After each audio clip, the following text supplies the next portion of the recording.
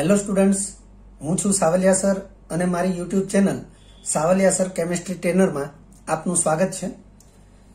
11th કેમિસ્ટ્રીના ત્રીજા chapter તત્વોનું વર્ગીકરણ અને ગુણધર્મોમાં આવર્તિતા, જેના જેડબલઈ નીટનો આ TTL 2 એટલે કે ટેબલ ટોપ લેક્ચર 2 છે, જેમાં આપણે આધુનિક આવર્ત કોષ્ટક વિશે માહિતી મેળવીશું। જેમાં ખાસ કરીને આધુનિક આવર્ત કોષ્ટકના પ્રાથમિક માળખા અને વિભાગીય માળખાનો અભ્યાસ કરીશું અને ત્યારબાદ તત્વોનું આવર્ત કોષ્ટકમાં સ્થાન કઈ રીતે નક્કી થાય એ પણ આપણે જોઈશું। આ પહેલા TTL 1 એટલે કે ટેબલ ટોપ લેક્ચર 1 એની અંદર આપણે જેડબલઈ નીટ લેવલે આવર્ત કોષ્ટકની રચનામાં વૈજ્ઞાનિકોનો ફાળો એનો અભ્યાસ કરેલો, જેમાં ખાસ કરીને મેન્ડેલિફ ના ફાળાનો ડિટેલમાં વધારે અભ્યાસ કરેલો છે। ત્યારબાદ આપણે આધુનિક આવર્ત નિયમ અને તેના ઉદ્ભવ વિશે અભ્યાસ કરેલો, જેમાં હેનરી મોસેલના સંશોધન અને હેનરી મોસેલના સમીકરણ અને વર્ગમૂળમાં આવૃત્તિ વિરુદ્ધ પરમાણુ ક્રમાંકના આલેખનો પણ અભ્યાસ કરેલો। આ લેક્ચરમાં આપણે જે કંઈ અભ્યાસ કરવા જઈ રહ્યા છે જેડબલઈ નીટના અને ઇવન તો ગુજકેટના MCQ માટે પણ એ ખૂબ જ મહત્વનું છે। તો શરૂઆત કરીએ। અહીં આપણે ટાઇટલ લખ્યું છે આધુનિક આવર્ત કોષ્ટક। વિદ્યાર્થી મિત્રો, NCERT બોર્ડ લેવલે તમે ભણેલા જ છો, પરંતુ કંઈક જે મહત્વની બાબતો છે અને જે વિશેષ બાબતો છે એને આપણે જોવા જઈ રહ્યા છીએ। લખ્યું છે આધુનિક આવર્ત કોષ્ટક પરમાણ્વીય ક્રમાંક Z અને તત્વની ઇલેક્ટ્રોન રચનાને આધારે તૈયાર કરવામાં આવ્યું છે। કારણ કે જે મેન્ડેલિફનું આવર્ત કોષ્ટક હતું એ તત્વોના પરમાણુ દળાંક અને ગુણધર્મોને આધારે નક્કી કરવામાં આવેલું, જ્યારે આધુનિક આવર્ત કોષ્ટક એ પરમાણ્વીય ક્રમાંક Z અને તત્વોની ઇલેક્ટ્રોન રચનાને આધારે તૈયાર કરવામાં આવ્યું છે। વિદ્યાર્થી મિત્રો, લાસ્ટ લેક્ચરમાં આપણે એક આવી સ્પષ્ટતા કરેલી કે મેન્ડેલિફના આવર્ત કોષ્ટકની અદ્યતન અંતિમ આવૃત્તિ એ ઈસવીસન 1905માં પ્રસિદ્ધ થઈ હતી અને ત્યારબાદ એ જે આવર્ત કોષ્ટક છે એની પછીની કોઈ આવૃત્તિ એ પ્રસિદ્ધ નથી થઈ અને આપણે નોંધમાં એનું કારણ દર્શાવેલું કે 1905 પછીનો જે સમય છે એ સમયમાં તત્વોના ગુણધર્મોનો અભ્યાસ એ ઇલેક્ટ્રોન રચનાને આધારે પૂરજોશમાં થવા લાગેલો અને તત્વોના ગુણધર્મો માટે પરમાણુ દળાંકને જે કારણભૂત માનવામાં આવતા હતા એ માન્યતા બિલકુલ રદ થઈ ચૂકી હતી અને તેથી 1905 પછી મેન્ડેલિફના આવર્ત કોષ્ટકની કોઈ નવી આવૃત્તિ પ્રસિદ્ધ થયેલી નહોતી, પરંતુ પરમાણ્વીય ક્રમાંક Z અને તત્વોની ઇલેક્ટ્રોન રચના ઉપર વધારે અભ્યાસ શરૂ થયા, સંશોધનો શરૂ થયા અને તેના આધારે નવું આવર્ત કોષ્ટક એ અસ્તિત્વમાં આવ્યું। લખ્યું છે આધુનિક આવર્ત કોષ્ટકને આવર્ત કોષ્ટકનું લાંબુ સ્વરૂપ અથવા બોહર ટેબલ તરીકે ઓળખવામાં આવે છે। વિદ્યાર્થી મિત્રો, તમે જાણો છો નીલ બોર નામના વૈજ્ઞાનિકે સૌપ્રથમ હાઇડ્રોજન પરમાણુનો કેન્દ્રીય નમૂનો આપ્યો અને એના આધારે જ અન્ય તત્વોની ઇલેક્ટ્રોન રચના અંગેના સંશોધનો શરૂ થયા અને એ ઇલેક્ટ્રોન રચનાને આધારે આ આધુનિક આવર્ત કોષ્ટક એ અસ્તિત્વમાં આવ્યું અને તેથી નીલ બોરના માનમાં આધુનિક આવર્ત કોષ્ટકને બોર ટેબલ તરીકે પણ ઓળખાવવામાં આવે છે। વિદ્યાર્થી મિત્રો, સબ ટાઇટલ તરીકે આપણે અહીં આવું લખ્યું છે કે આધુનિક આવર્ત કોષ્ટકનું પ્રાથમિક માળખું। તો આધુનિક આવર્ત કોષ્ટકને આપણે બે પ્રકારના માળખાથી અભ્યાસ કરીશું। અહીં છે પ્રાથમિક માળખું અને આ જ લેક્ચરમાં આગળ આપણે વિભાગીય માળખું એનો પણ આપણે અભ્યાસ કરીશું। તો પ્રાથમિક માળખું જે છે એની અંદર આપણે સમૂહો અને આવર્ત આ બે બાબતોનો અભ્યાસ કરીશું। લખ્યું છે આધુનિક આવર્ત કોષ્ટકમાં કુલ 18 સમૂહો કોને કહેવાય? તો તત્વોના ઊભા સ્તંભ, એટલે તત્વોની ઊભા સ્તંભમાં ગોઠવણી એને સમૂહો કહેવાય। તો આધુનિક આવર્ત કોષ્ટકમાં કુલ 18 સમૂહો છે, જે ડાબીથી જમણી તરફ અનુક્રમે 1 થી 18 ના ક્રમમાં ગોઠવાયેલા છે। આધુનિક આવર્ત કોષ્ટકમાં કુલ 7 આવર્ત કોને કહીશું? તો તત્વોની આડી હરોળમાં ગોઠવણી એને આવર્ત કહેવાય। વ્યાખ્યા પણ આ જ છે અને સમજૂતી પણ આ જ છે। આધુનિક આવર્ત કોષ્ટકથી તમે પરિચિત છો, NCERT પાઠ્યપુસ્તકમાં એ 2 સ્થાન ઉપર આપેલું છે, બંને આધુનિક આવર્ત કોષ્ટક જ છે। तो आधुनिक आवर्त कोष्टक में कुल 7 आवर्त कोने कहेवाय तो तत्वोनी आडी हरोळमां गोठवणी तेने आवर्त कहेवाय। तो आधुनिक आवर्त कोष्टक में कुल 7 आवर्त छे जे उपरथी नीचे तरफ अनुक्रमे 1 થી 7 ना क्रम में गोठवायेला छे। विद्यार्थी मित्रों, तमे आवर्त कोष्टक ए एनसीईआरटी पाठ्यपुस्तक मांथी जोई शको छो। आवर्त विषे आपणे अभ्यास शरू करीए छीए अने त्यारबाद आपणे समूह विषे अभ्यास जोईशुं। आवर्त विषे आपणे लख्युं छे प्रत्येक नवो आवर्त नवा मुख्य क्वोंटमांक n धरावती s कक्षक थी शरू थाय छे तेमज ते क्वोंटमांक n नी p कक्षक इलेक्ट्रॉन थी पूर्ण भराय त्यां सुधी चालू रहे छे। विद्यार्थी मित्रों, खूब ज ध्यानथी आ विधानने समजी लो कि प्रत्येक नवो आवर्त नवा मुख्य क्वोंटमांक n धरावती s कक्षक थी शरू थाय छे अने ते क्वोंटमांक एटले तेनो तेज मुख्य क्वोंटमांक नी p कक्षक इलेक्ट्रॉन थी पूर्ण भराय त्यां सुधी चालू रहे छे। ए बाबतने आपणे आ कोष्टकमांथी समजी शकीए छीए। तमे जोई शको छो मैं आवर्तनी वात करी तो अहींया मैं आवर्तनो क्रम लख्यो छे। अहींया आपणे टाइटलमां लख्युं छे आवर्त क्रम अने ए जे आवर्त क्रम छे ए बाह्यतम कक्षानो क्रम पण कही शकाय। बाह्यतम कक्षानो क्रम एनो मतलब बाह्यतम कक्षा ने अनुरूप मुख्य क्वोंटमांक। तो प्रथम आवर्त, बीजो आवर्त, त्रीजो आवर्त, चौथो आवर्त, पांचमो, छठो और सातमो आवर्त एटले कुल 7 आवर्त छे।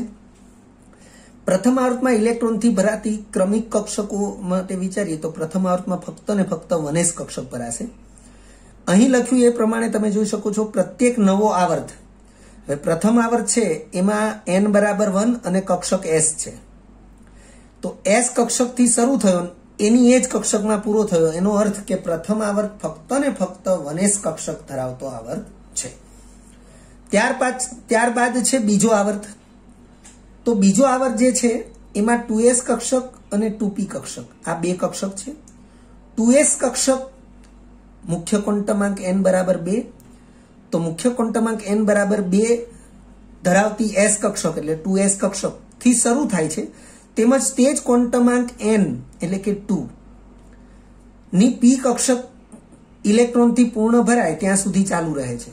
एनो मतलब 2s अने 2p एम टोटल 8 इलेक्ट्रॉन थाय त्यां सुधी बीजो आवर्त गणाशे एटले आवर्तमां तत्वोनी कुल संख्या तो बीजा आवर्तमां तत्वोनी कुल संख्या 8 थशे।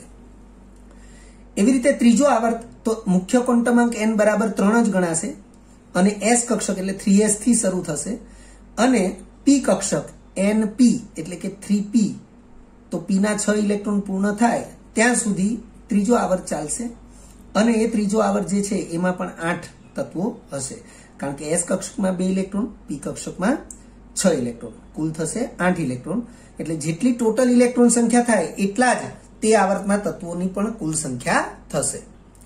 त्यारबाद छे चौथो आवर्त मुख्य क्वोंटमांक n बराबर 4 तो s कक्षक एटले 4s कक्षक थी शरू थशे अने n मुख्य क्वोंटमांक 4 p कक्षक एटले 4p कक्षक थी पूर्ण थशे परंतु 4s અને 4p कक्षक वच्चे 3d कक्षक नो समावेश छे एटले 3d कक्षक में 10 इलेक्ट्रॉन छे 4s में 2 અને 4p में 6 एटले टोटल इलेक्ट्रॉन नी संख्या थशे 2 + 10 12 12 ने 6 18 एटले टोटल चौथा आवर्त नी अंदर 18 तत्वो हाजर होय छे। एज प्रमाणे पांचमो आवर्त एमां 5s 4d અને 5p कक्षक होय छे। टोटल इलेक्ट्रॉन की संख्या 18 थाय छे एटले तेमां पण 18 तत्वो होय छे। एज प्रमाणे छठ्ठो अने सातमो आवर्त तमे जोशो तो छठ्ठो आवर्त एटले मुख्य क्वोंटमांक n बराबर 6 s कक्षक एटले 6s थी शरू थशे अने एज मुख्य क्वोंटमांक n बराबर 6 एनी p कक्षक एटले 6p मां ज्यां सुधी इलेक्ट्रॉन पूर्ण न थाय त्यां सुधी ए छठ्ठो आवर्त ज रहेशे। तो 6s ना 2 इलेक्ट्रॉन्स 4f ना 14 5d ना 10 અને 6p ના 6 કુલ ઇલેક્ટ્રોન સંખ્યા થશે 32 એટલે છઠ્ઠા આવર્તમાં કુલ 32 તત્વો હાજર હોય છે જેને આપણે પ્રથમ અતિ લાંબો આવર્ત કહીશું। સાતમો આવર્ત છે એ સેમ ટુ સેમ છઠ્ઠા આવર્તની જેમ જ વિચારી શકાય। મુખ્ય ક્વોન્ટમાંક n બરાબર 7 એસ કક્ષકથી શરૂ થાય એટલે 7s કક્ષકથી શરૂ થાય, પરંતુ મુખ્ય ક્વોન્ટમાંક n બરાબર 7 માટે જ p કક્ષક ઇલેક્ટ્રોનથી પૂર્ણ ભરાય ત્યાં સુધી એ ચાલુ રહેશે, પરંતુ વાસ્તવમાં p કક્ષકમાં ઇલેક્ટ્રોન પૂર્ણ ભરાય ત્યાં સુધીના તત્વો હાજર નથી અથવા શોધાયેલા નથી, અને તેથી 7મા આવર્તમાં 32 ખાના હશે, પરંતુ 7મા આવર્તમાં 32 તત્વો હાજર નથી, અને તેથી આપણે એને અપૂર્ણ આવર્ત અથવા અધૂરો આવર્ત એવી રીતે પણ કહી શકીએ. જ્યારે છઠ્ઠા આવર્ત માટે આપણે પ્રથમ અતિ લાંબો આવર્ત એ પ્રમાણે નામ આપવું જરૂરી છે. વિદ્યાર્થી મિત્રો, અહીં આપણે આવર્ત પ્રમાણે જે ઇલેક્ટ્રોનથી ભરાતી ક્રમિક કક્ષકો જે દર્શાવેલી છે, આ પ્રકારેની જે ગોઠવણી છે એ આપણા માટે કોઈ નવી ગોઠવણી નથી. આનાથી આપણે ચેપ્ટર 2 પરમાણ્વીય બંધારણ અને એની અંદર ઇલેક્ટ્રોન રચના માટે આઉટબાઉનો નિયમ અને n+l ના નિયમને આધારે જે કક્ષકોની શક્તિનો સાપેક્ષ ક્રમ નક્કી કર્યો હતો, એ જ કક્ષકોની શક્તિનો સાપેક્ષ ક્રમ જે છે એ આપણને કામ લાગે છે. આપણે એને આ રીતે યાદ રાખીશું. ધ્યાનથી તમે જુઓ કે આ પ્રકારે આપણે મુખ્ય ક્વોન્ટમાંક n 1 2 3 4 5 6 7 એ પ્રમાણે આપણે દર્શાવીએ, અને એને અનુરૂપ આપણે s p d અને f કક્ષકો વિચારીએ તો આ હરોળમાં જેટલી છે બધી s કક્ષકો, આ હરોળમાં છે બધી p કક્ષકો, આ હરોળમાં બધી d કક્ષકો, અને આ હરોળમાં બધી f કક્ષકો. વિદ્યાર્થી મિત્રો, આપણે જાણીએ છીએ કે n બરાબર 1 હોય તો ફક્ત ને ફક્ત s કક્ષક જ હાજર છે. n બરાબર 2 હોય ત્યારે s અને p બંને કક્ષકો હાજર છે. n બરાબર 3 એટલે મુખ્ય ક્વોન્ટમાંક 3 હોય ત્યારે s p અને d ત્રણે ત્રણ કક્ષકો હાજર છે. એવી રીતે n બરાબર 4 તો s p d અને f એમ ચારે ચાર પ્રકારની કક્ષકો હાજર છે. n બરાબર 5 તો એમાં પણ s p d f, એમ 6 માં પણ s p d f, 7 માં પણ s p d f હાજર તો હોય, પરંતુ આપણે એની જરૂર પડતી નથી, એટલે આપણે અહીંયા દર્શાવી નથી. વાસ્તવમાં કક્ષકો અહીંયા હાજર તો છે જ, પરંતુ એનો ઉપયોગ કરી શકાય એટલા તત્વો આપણી પાસે હાજર નથી, એટલે આપણે એ કક્ષકોને અહીંયા ચિતારની અંદર દર્શાવેલી નથી. પરંતુ અહીંયા n+l ના નિયમ પ્રમાણે જો આપણે વિચારીએ તો એક આ તીરની નિશાની પ્રમાણે જે પણ આપ્યું છે એ જ પ્રમાણે કક્ષકોની શક્તિનો સાપેક્ષ ક્રમ n+l ના નિયમ પ્રમાણે થશે. સૌથી ઓછી ઉર્જા 1s ની થશે. તમે જોઈ શકો છો અહીંયા બીજા પેજ ઉપર કે સૌથી ઓછી ઉર્જા 1s ની થશે, એટલે 1s કક્ષક સૌથી ઓછી ઉર્જાવાળી. ત્યાર પછી 2s ની ઉર્જા આવશે, ત્યાર પછી 2p ની ઉર્જા આવશે, ત્યાર પછી 3s ની ઉર્જા આવશે. તમે અહીંયા સાથે સાથે જોતા રહેશો. 3s ની ઉર્જા આવશે, ત્યાર પછી 3p ની ઉર્જા આવશે, ત્યાર પછી આગળ વધીએ તો 4s ની ઉર્જા આવશે, ત્યાંથી 3d ની ઉર્જા આવશે. તમે જોઈ શકો છો અહીંયા 3d પછી 4p, ત્યારબાદ 5s, ત્યારબાદ 5s પૂર્ણ થાય પછી ફરીથી અહીંયા 4d થી શરૂઆત કરીશું તો 4d ની ઉર્જા, ત્યારબાદ 5p, ત્યારબાદ 6s, ત્યારબાદ 4f, ત્યારબાદ 5d, ત્યારબાદ 6p, ત્યારબાદ 7s, ત્યારબાદ 5f, ત્યારબાદ 6d અને ત્યારબાદ 7p. હવે આ જે છે એ કક્ષકોની શક્તિનો સાપેક્ષ ક્રમ છે, અને આપણે જે આવર્ત માટે જે વિધાન લખ્યું છે એ વિધાનને અહીંયા આપણે લાગુ પાડીએ કે પ્રત્યેક નવો આવર્ત એ નવા મુખ્ય ક્વોન્ટમાંક n ધરાવતી s કક્ષકથી શરૂ થાય છે. તો આ જે વિધાન છે એ વિધાન પ્રમાણે આપણે નવા મુખ્ય ક્વોન્ટમાંકને આપણે અંડરલાઈન કરીએ. પહેલો મુખ્ય ક્વોન્ટમાંક 1 એ અહીંયા છે, બીજો મુખ્ય ક્વોન્ટમાંક 2 એ અહીંયા છે, s કક્ષક પણ છે એવું પણ જોઈ શકીએ છીએ. એના પછીનો મુખ્ય ક્વોન્ટમાંક 3 અહીંયા શરૂ થયો, s કક્ષક પણ છે. એના પછીનો મુખ્ય ક્વોન્ટમાંક 4 છે અને s કક્ષક પણ છે. એના પછીનો મુખ્ય ક્વોન્ટમાંક 5 અને s કક્ષક પણ છે. એના પછીનો મુખ્ય ક્વોન્ટમાંક 6 s કક્ષક પણ છે, અને એના પછીનો મુખ્ય ક્વોન્ટમાંક 7 અને s કક્ષક પણ છે. તો વિધાનને જોઈ લઈએ કે પ્રત્યેક નવો આવર્ત નવા મુખ્ય ક્વોન્ટમાંક n ધરાવતી s કક્ષકથી શરૂ થાય છે. તો પહેલો આવર્ત 1s થી શરૂ થયો અને 1s થી જ પૂર્ણ થઈ ગયો, કારણ કે એના પછી તરત ને તરત 2s આવે છે. તો 2s એટલે નવો મુખ્ય ક્વોન્ટમાંક n બરાબર 2 થયો અને s કક્ષક પણ થઈ. એટલે અહીંયા જે વિધાન લખ્યું છે એના પાલન કરવા મુજબ કે અહીંયાથી નવો આવર્ત શરૂ થશે, એટલે અહીંયાથી બીજો આવર્ત શરૂ થશે, અહીંયાથી ત્રીજો થશે, અહીંયાથી ચોથો, અહીંયાથી પાંચમો, અહીંયાથી છઠ્ઠો અને અહીંયાથી સાતમો આવર્ત. આ પ્રમાણે કુલ 7 આવર્ત થશે. આગળનું વિધાન, તેમજ તે ક્વોન્ટમાંક એટલે તે મુખ્ય ક્વોન્ટમાંક n ની p કક્ષક ઇલેક્ટ્રોનથી પૂર્ણ ભરાય ત્યાં સુધી ચાલુ રહેશે. તો તમે જોઈ શકો છો કે જેમ કે અહીંયા તો p કક્ષકનો અભાવ જ છે, 1s છે પણ 1p નથી, અને ન જ હોય 2s છે, ત્યારબાદ 2p છે, એટલે આ જે છે એ બીજો આવર્ત થયો. એવી રીતે આ જે છે એ ત્રીજો આવર્ત થશે. એ જ રીતે આ જે છે એ આવર્ત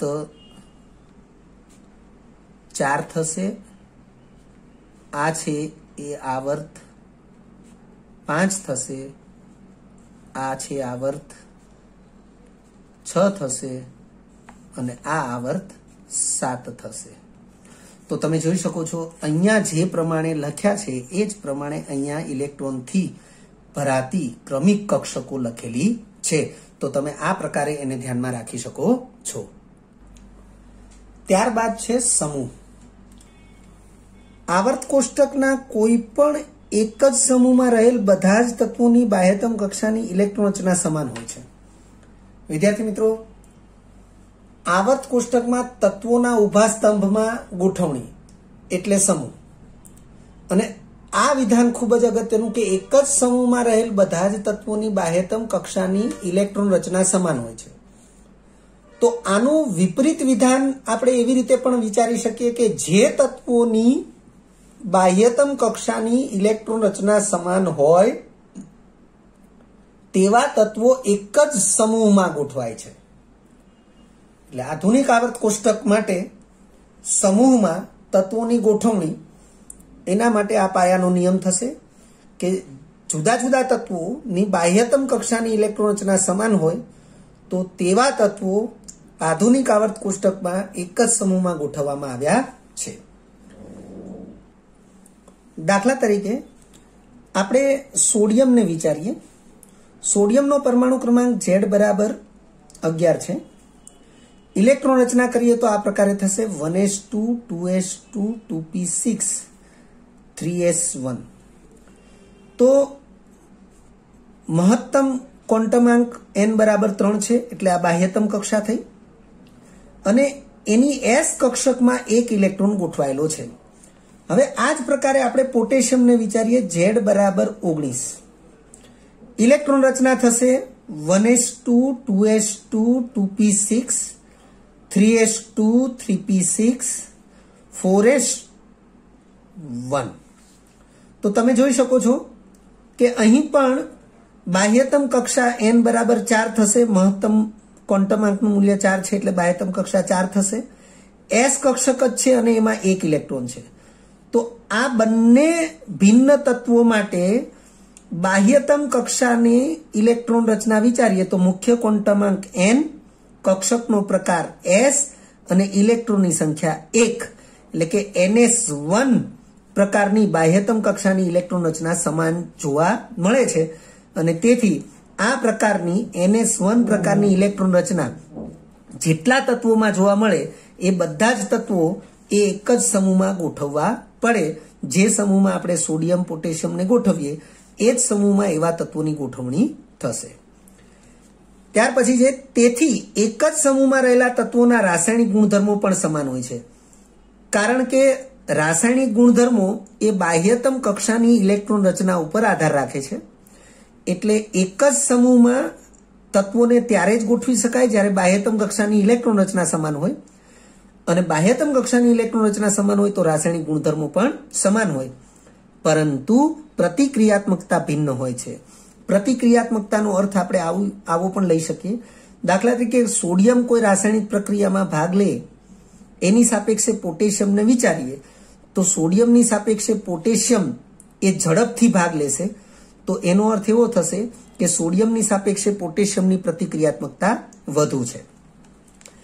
કારણ કે રાસાયણિક ગુણધર્મો જે તે તત્વની બાહ્યતમ કક્ષા એટલે કે સંયોજકતા કક્ષાની ઇલેક્ટ્રોન રચના ઉપર આધાર રાખે છે.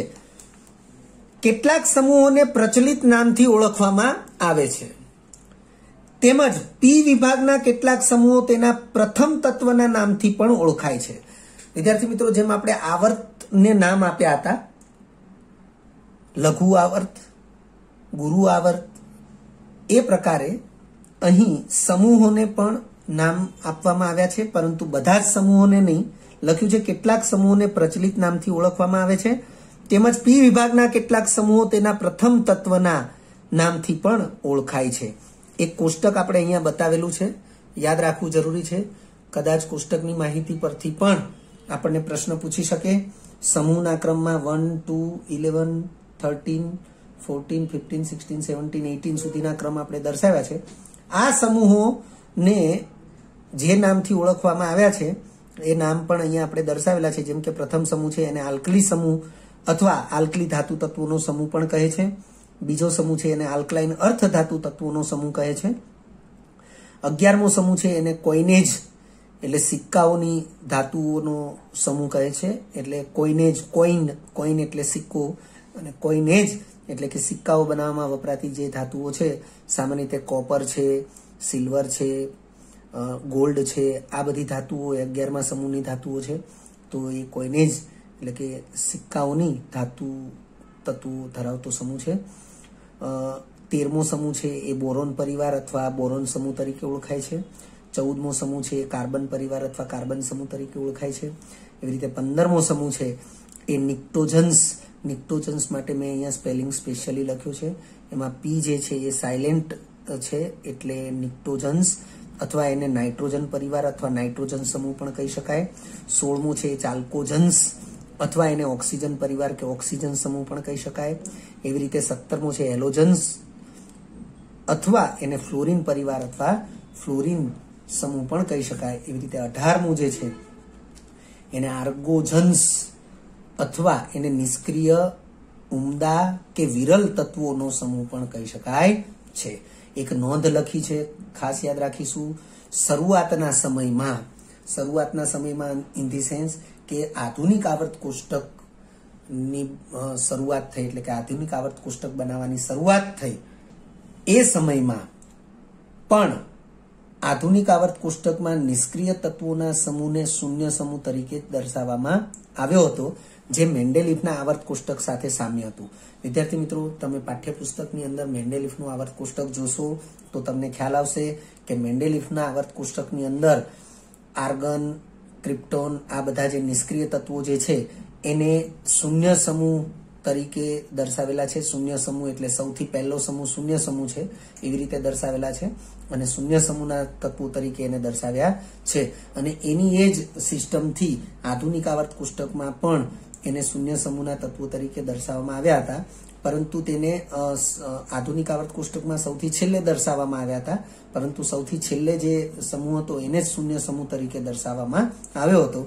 પરંતુ ત્યારબાદ IUPACના નિર્દેશન મુજબ સમૂહોને સળંગ 1 થી 18 ક્રમ આપવામાં આવ્યા, જે મુજબ હાલમાં નિષ્ક્રિય તત્વોનો સમૂહ ક્રમ 18 છે.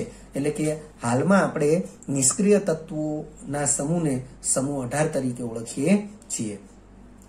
ત્યારબાદ છે આધુનિક આવર્ત કોષ્ટકનું વિભાગીય માળખું. વિદ્યાર્થી મિત્રો, વિભાગીય માળખું જે છે એ 4 વિભાગનું છે. આપણે આગળ જોઈએ છીએ માહિતી. આધુનિક આવર્ત કોષ્ટકનું વિભાગીય માળખું કક્ષકોના પ્રકારને આધારે કુલ 4 વિભાગમાં વહેંચાયેલું છે. કોઈ પણ તત્વનો અંતિમ ઇલેક્ટ્રોન જે કક્ષકમાં ગોઠવાયેલો હોય, જે કક્ષક એટલે કે S, P, D, F પૈકી જે કક્ષકમાં ગોઠવાયેલો હોય તેને અનુરૂપ આવર્ત કોષ્ટકના પણ અનુક્રમે 4 વિભાગ S વિભાગ, P વિભાગ, D વિભાગ અને F વિભાગ પાડવામાં આવ્યા છે. ફરીથી આ બે વિધાનને ખાસ જોઈ લઈશું. આધુનિક આવર્ત કોષ્ટકનું વિભાગીય માળખું એ કક્ષકોના પ્રકારને આધારે 4 વિભાગમાં વહેંચાયેલું છે. કોઈ પણ તત્વનો અંતિમ ઇલેક્ટ્રોન જે કક્ષક S, P, D કે F પૈકી જે કક્ષકમાં ગોઠવાયેલો હોય તેને અનુરૂપ આવર્ત કોષ્ટકના પણ અનુક્રમે 4 વિભાગ S વિભાગ, P વિભાગ, D વિભાગ અને F વિભાગ પાડવામાં આવ્યા છે. જે પૈકી પ્રથમ આપણે S વિભાગની ચર્ચા કરીએ. S કક્ષકમાં અંતિમ ઇલેક્ટ્રોન ગોઠવાયેલો હોય તેવા તત્વોનો સમાવેશ આવર્ત કોષ્ટકના આ વિભાગમાં થાય છે.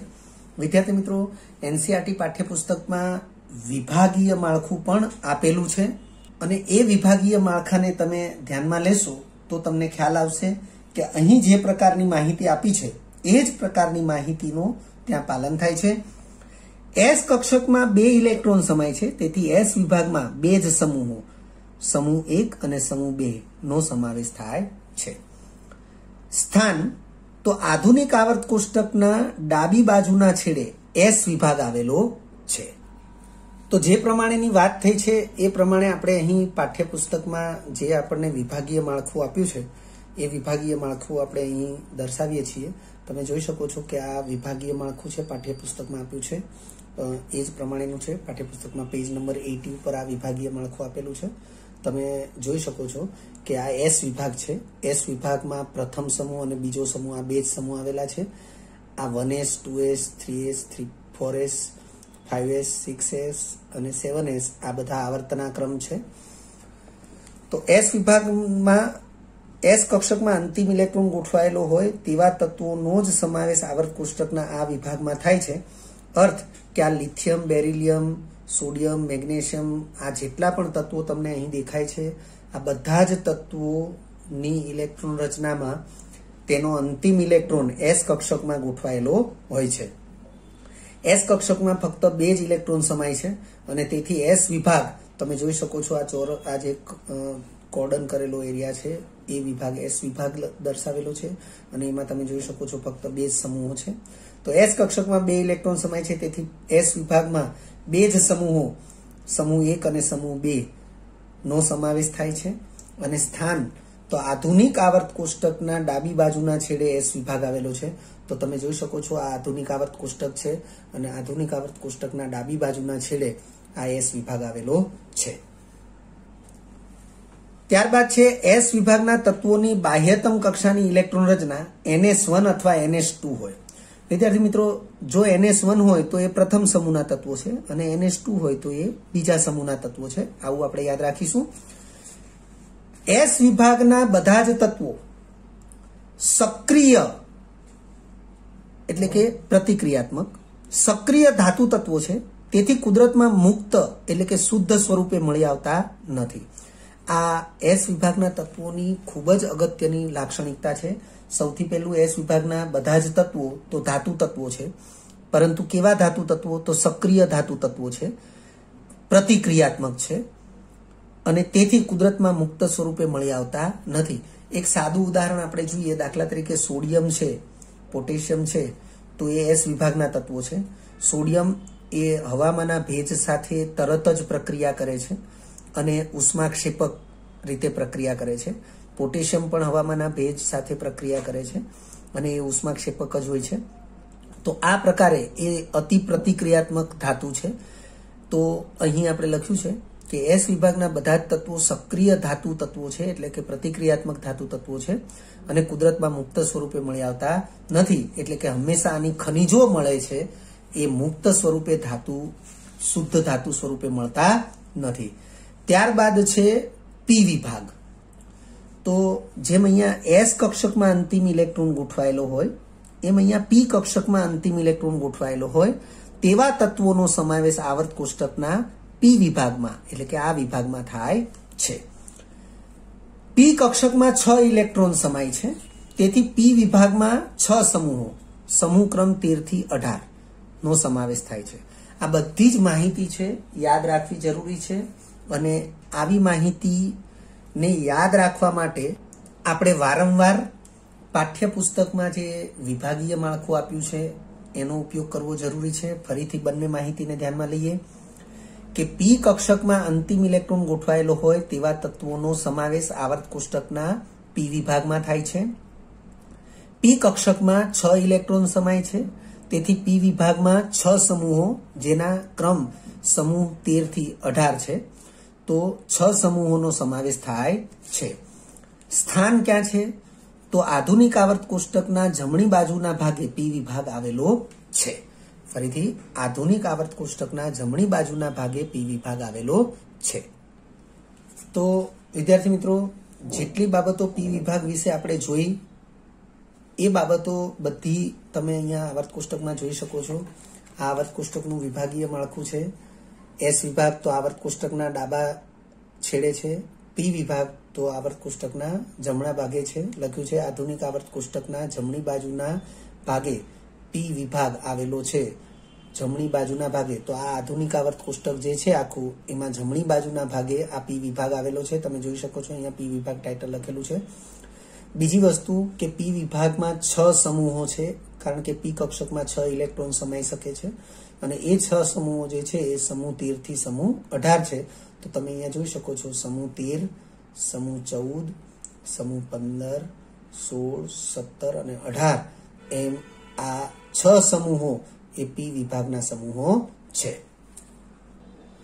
ત્યારબાદ છે પી વિભાગના તત્વોની બાહ્યતમ કક્ષાની ઇલેક્ટ્રોન રચના NH2NP1 થી NH2NP6 છે.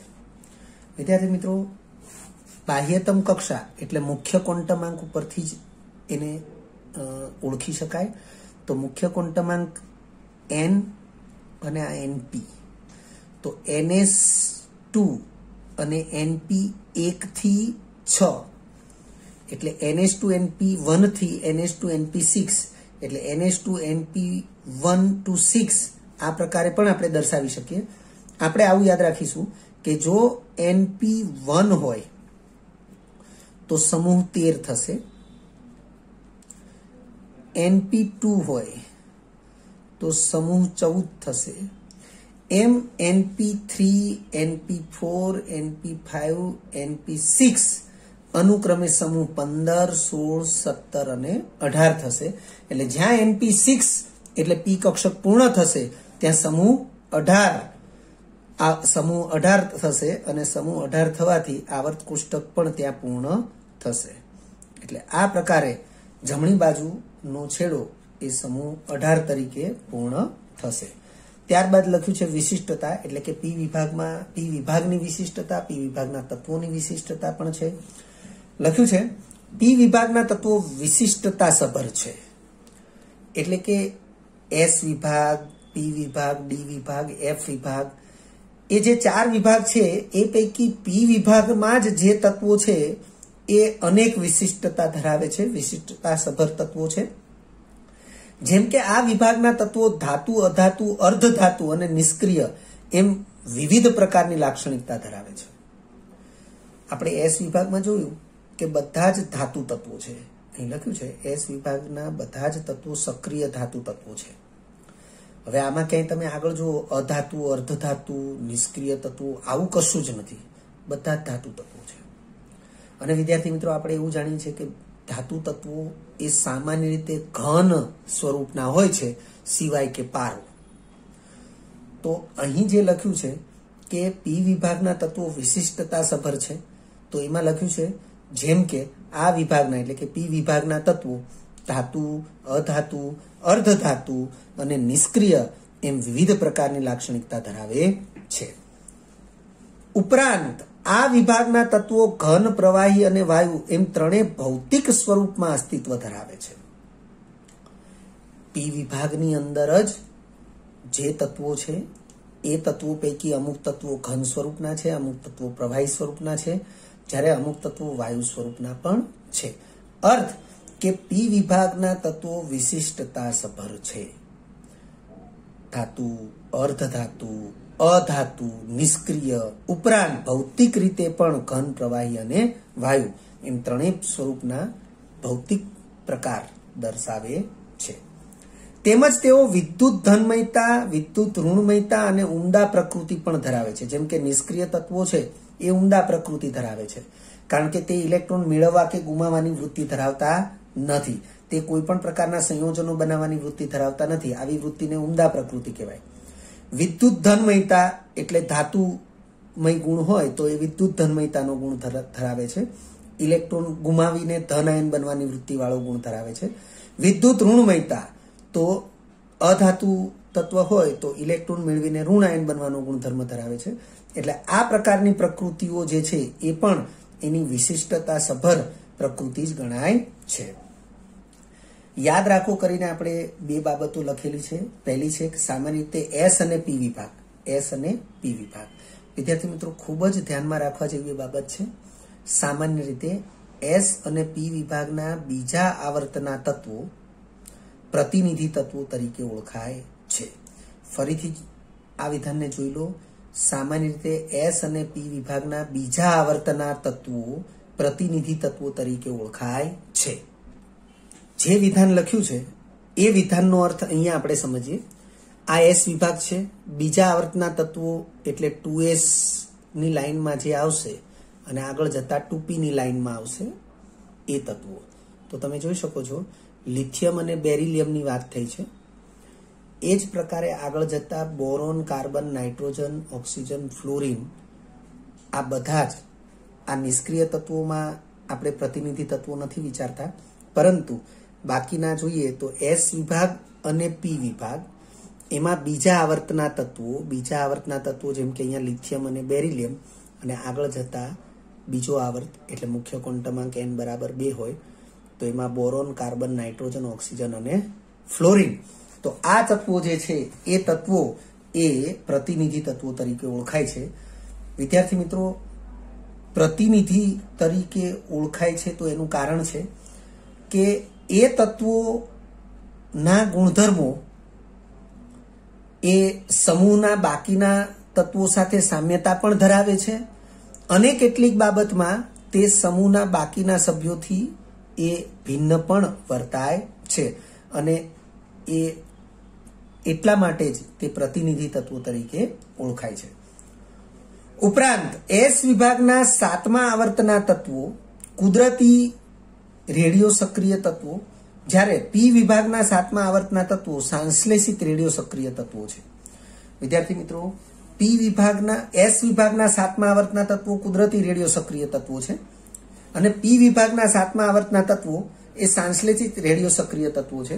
વાસ્તવમાં તો પી વિભાગમાં 7મા આવર્તમાં અમુક જે ખાના ખાલી છે અને એ ખાના ખાલી છે તો ત્યાં તત્વો શોધવાના બાકી છે, પરંતુ જે તત્વો શોધાયા છે એ તત્વો એ સંશ્લેષિત રેડિયો સક્રિય તત્વો ગણાશે અને એ પણ પાછા રેડિયો સક્રિય હોવાને લીધે એ એસ વિભાગના જે 7મા આવર્તના તત્વો છે એની સાથે એ ગુણધર્મને અંતર્ગત એ સામ્યતા ધરાવશે, પરંતુ એસ વિભાગના 7મા આવર્તના તત્વો એ કુદરતી છે, જ્યારે પી વિભાગના 7મા આવર્તના તત્વો એ સંશ્લેષિત છે। બંનેની સામ્યતા શું છે? તો બંને રેડિયો સક્રિય તત્વો છે। ત્યારબાદ છે ડી વિભાગ। તો ડી વિભાગ વિશેની માહિતી આ પ્રકારની છે। ડી કક્ષકમાં અંતિમ ઇલેક્ટ્રોન ગોઠવાયેલો હોય તેવા તત્વોનો સમાવેશ આવર્ત કોષ્ટકના આ વિભાગ એટલે કે ડી વિભાગમાં થાય છે। ડી કક્ષકમાં 10 ઇલેક્ટ્રોન સમાય છે, તેથી ડી વિભાગમાં 10 સમૂહોનો સમાવેશ થાય છે, પરંતુ તે 10 સમૂહોનો ક્રમ એ સમૂહ 3 થી સમૂહ 12 સુધીનો છે। સ્થાન આધુનિક આવર્ત કોષ્ટકમાં ડી વિભાગનું સ્થાન એસ વિભાગ અને પી વિભાગના મધ્યમાં આવેલું છે।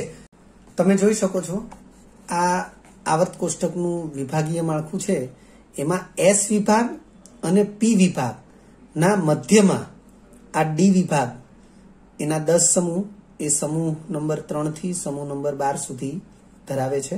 એટલે સ્થાન તો એસ વિભાગ અને પી વિભાગના મધ્ય ભાગે છે અને ડી કક્ષકમાં 10 ઇલેક્ટ્રોન ગોઠવાઈ શકતા હોવાથી તેમાં કુલ 10 સમૂહ હાજર છે અને એ સમૂહ ક્રમ 3 થી સમૂહ ક્રમ 12 છે।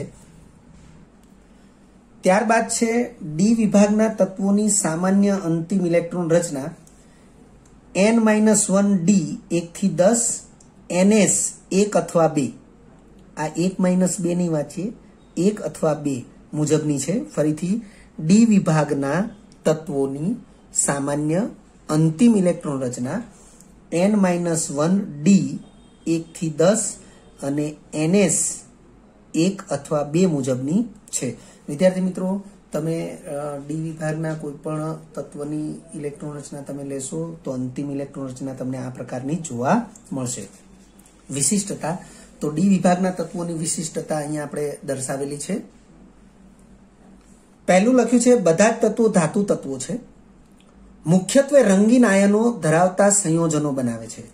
ઉદાહરણ મેં લખ્યું છે, દાખલા તરીકે CuSO4 જેને કોપર સલ્ફેટ કહેવાય અથવા એને મોરથૂથું પણ કહેવાય.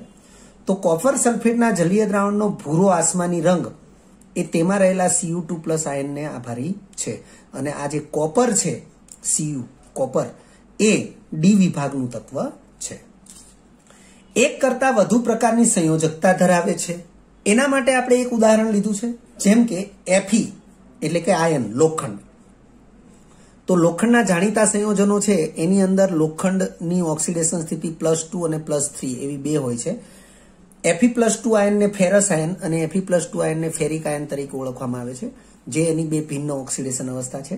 અને આ તો આપણે એક ઉદાહરણ પૂરું પાડ્યું, પરંતુ ડી વિભાગના તત્વોમાં ક્રોમિયમ, મેંગેનીઝ આવા અનેક તત્વો માટે પણ આવી વિવિધ ઓક્સિડેશન અવસ્થાઓ એટલે કે સંયોજકતાઓ હાજર છે. કેટલાક તત્વો અને આયનો અનુચુંબકીય ગુણ પણ દર્શાવે છે. વિદ્યાર્થી મિત્રો, અનુચુંબકીય ગુણ વિશે એ ભવિષ્યમાં તમને ભણવાનું આવશે જ. બાહ્ય ચુંબકીય ક્ષેત્રમાં જ્યારે કોઈ પણ તત્વ કે તત્વનું સંયોજન એ બાહ્ય ચુંબકીય ક્ષેત્રનું આકર્ષણ અનુભવે ત્યારે એવા ગુણધર્મને અનુચુંબકીય ગુણ કહે છે. ઉદ્દીપન કાર્યની પણ વિશિષ્ટ લાક્ષણિકતાઓ ધરાવે છે. એટલે કે ડી વિભાગના ધાતુ તત્વો જે છે એ અને ધાતુ તત્વોના સંયોજનો એ ઉદ્દીપન કાર્યની વિશિષ્ટ લાક્ષણિકતાઓ ધરાવે છે. દાખલા તરીકે એમોનિયાના ઉત્પાદનની હેબર વિધિમાં, વિદ્યાર્થી મિત્રો ખૂબ પ્રચલિત છે, હેબર વિધિમાં FeO ઉદ્દીપક વપરાય છે, જ્યારે આયન ઓક્સાઇડ કહેવાય. જ્યારે સલ્ફ્યુરિક એસિડના ઉત્પાદનમાં V2O5 જેને વેનેડિયમ પેન્ટોક્સાઇડ કહેવાય એ ઉદ્દીપકનો ઉપયોગ થાય છે.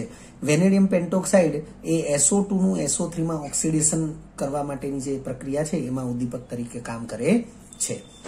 સામાન્ય રીતે ડી વિભાગના તત્વો સંક્રાંતિ ધાતુ તત્વો તરીકે ઓળખાય છે. ખૂબ જ અગત્યનું છે. બાર સાયન્સની અંદર પણ આનો ઉલ્લેખ છે અને અભ્યાસ પણ છે. ખૂબ ડિટેલમાં અભ્યાસ છે, એટલે યાદ રાખવાનું મહત્વનું છે. યાદ રાખવા માટે કે સામાન્ય રીતે ડી વિભાગના તત્વો એ સંક્રાંતિ ધાતુ તત્વો તરીકે ઓળખાય છે, કારણ કે આ તત્વો S વિભાગના અતિ સક્રિય ધાતુ તત્વો તેમજ P વિભાગના સમૂહ 13 અને 14ના ઓછા સક્રિય ધાતુ તત્વો વચ્ચે એક પ્રકારના સેતુ એટલે કે સંક્રાંત રૂપ ગુણધર્મો ધરાવે છે. વિદ્યાર્થી મિત્રો, આ જે વિધાન લખ્યું છે એ વિધાનને આપણે સમજીએ.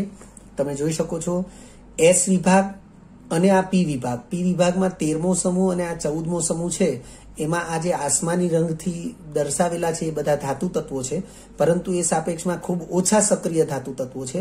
આ ખૂબ વધુ સક્રિય ધાતુ તત્વો છે, અને ખૂબ વધુ સક્રિય અને ખૂબ ઓછા સક્રિય એવા ધાતુઓ વચ્ચે આ જે ડી વિભાગના તત્વો છે એ સેતુરૂપ એટલે કે સંક્રાંત રૂપ, કે અહીંથી આ તરફ જઈએ એમ ધીમે ધીમે ધાતુ ગુણમાં ઘટાડો થતો જાય એ પ્રકારે, અથવા પ્રતિક્રિયાત્મકતામાં ઘટાડો થતો જાય એ પ્રકારનું સંક્રાંત દર્શાવે છે. એટલે એવા સેતુરૂપ લાક્ષણિકતા દર્શાવતા હોવાથી તેને સંક્રાંતિ ધાતુ તત્વો તરીકે ઓળખવામાં આવે છે.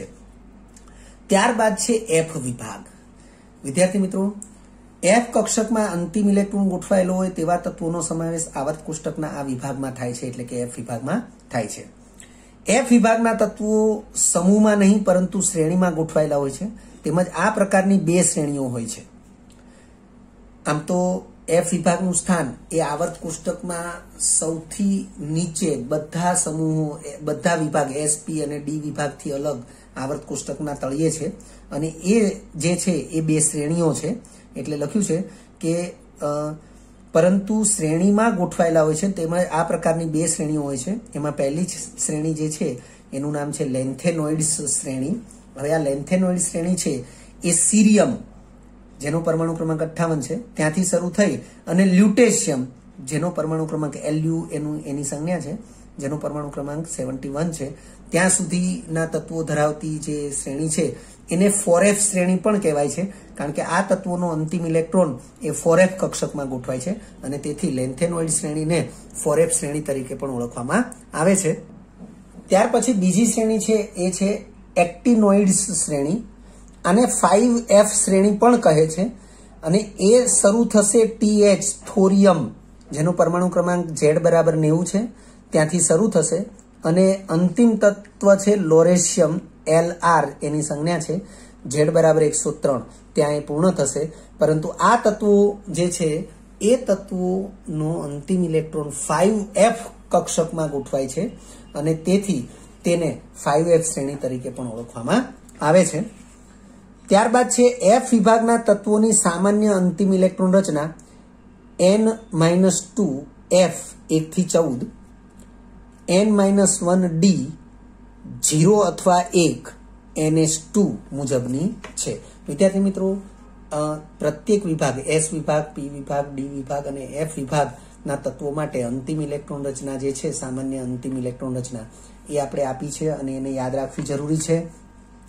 વિશિષ્ટતાઓ, તો આ F વિભાગના તત્વોની વિશિષ્ટતાઓ આ પ્રકારે છે. તેઓને આંતર સંક્રાંતિ ધાતુ તત્વો તરીકે ઓળખવામાં આવે છે અથવા તો તેઓ આંતર સંક્રાંતિ ધાતુ તત્વો તરીકે જાણીતા છે. બધા જ તત્વો સામાન્ય રીતે ધાતુ તત્વો તરીકે જાણીતા છે, એટલે કે બધા જ તત્વો સામાન્ય રીતે ધાતુ તત્વો તરીકે વર્તે છે. +3 ઓક્સિડેશન સ્થિતિ મુખ્ય હોય છે, એટલે કે F વિભાગના જે તત્વો છે એ ચાહે લેન્થેનોઇડ્સ હોય કે એક્ટિનોઇડ્સ હોય, પરંતુ +3 ઓક્સિડેશન સ્થિતિ મુખ્ય છે. એક્ટિનોઇડ્સ માટે ખાસ +3 ઓક્સિડેશન સ્થિતિ મુખ્ય છે. તેમજ લખ્યું છે તેમ છતાં એકથી વધુ સંભવિત ઓક્સિડેશન અવસ્થાઓ પણ દર્શાવે છે અથવા ધરાવે છે. એક્ટિનોઇડ્સમાં આવું ખાસ જોવા મળશે. એક્ટિનોઇડ્સ તત્વો રેડિયો સક્રિય છે, તેમજ કેન્દ્રીય પ્રક્રિયાઓ દ્વારા પ્રાપ્ત થતો જથ્થો નેનોગ્રામ કે તેનાથી પણ અલ્પ હોય છે. અર્થ એવો થશે કે એક્ટિનોઇડ્સ તત્વો જે છે એ સંશ્લેષિત તત્વો છે અને તે કેન્દ્રીય પ્રક્રિયાઓ દ્વારા મેળવવામાં આવે છે, અને કેન્દ્રીય પ્રક્રિયાઓ દ્વારા તે તત્વોને મેળવવામાં આવે છે તો તેનો જે જથ્થો છે એ નેનોગ્રામ જેટલો સૂક્ષ્મ કે તેનાથી પણ અલ્પ હોય છે. આવા તત્વોના, એટલે કે F વિભાગના તત્વોના રાસાયણિક ગુણધર્મોને પૂર્ણ રીતે જાણી શકાયા નથી. રીઝન કે જે રેડિયો સક્રિય તત્વો હોય એ રેડિયો સક્રિય તત્વોના રાસાયણિક ગુણધર્મોને જાણવા માટે જે પ્રયોગો કરવાના હોય એ પ્રયોગો એ ખૂબ જ નુકસાનકારક હોય છે અને તેથી વૈજ્ઞાનિકો એ પ્રયોગો પૂર્ણ રીતે કરી શકતા નથી અથવા એવા પ્રયોગો કરવા માટે વૈજ્ઞાનિકો સાહસ કરતા નથી. આ ઉપરાંત પણ આવા જે તત્વો છે, સંશ્લેષિત તત્વો, એમના આયુષ્ય પણ અમુક તત્વોના ખૂબ અલ્પ હોય છે અને તેથી પણ રાસાયણિક ગુણધર્મોની તપાસ કરતા પહેલા એવા તત્વો એ અન્ય તત્વોમાં પરિણમે છે. યુરેનિયમ પછીના તત્વો અણુ યુરેનિયમ તત્વો તરીકે જાણીતા છે. વિદ્યાર્થી મિત્રો, આ વિધાનને પણ ખૂબ જ ધ્યાનમાં રાખજો, ખાસ ધ્યાનમાં રાખજો કે યુરેનિયમ પછીના તત્વો એ અણુ યુરેનિયમ તત્વો તરીકે જાણીતા છે અને તે બધા જ સંશ્લેષિત તત્વો છે. સ્થાન મેં અહીં લખ્યું છે કે F વિભાગનું સ્થાન તો S, P અને D વિભાગથી અલગ આવર્ત કોષ્ટકના તળિયે એનું સ્થાન રહેલું છે. તો તમે જોઈ શકો છો કે આ જે વિભાગીય માળખું છે એમાં S વિભાગ, P વિભાગ અને D વિભાગ, આ ત્રણ વિભાગથી અલગ એ આવર્ત કોષ્ટકના તળિયે આ બે શ્રેણી તરીકે F વિભાગ રહેલો છે. વિદ્યાર્થી મિત્રો, જો તમને આ વિડીયો લેક્ચર ગમ્યો હોય તો લાઇક આપજો, શેર કરજો અને સબસ્ક્રાઇબ પણ કરજો. અગાઉના લેક્ચરનું રિવિઝન અને પાઠ્યપુસ્તકનું વાંચન કરતા રહેજો. આ લેક્ચર અંગે કોઈ પણ ડિફિકલ્ટી હોય તો મને વોટ્સઅપ કરી શકાય. આભાર. ફરી મળીશું નવા વિડીયો લેક્ચરમાં.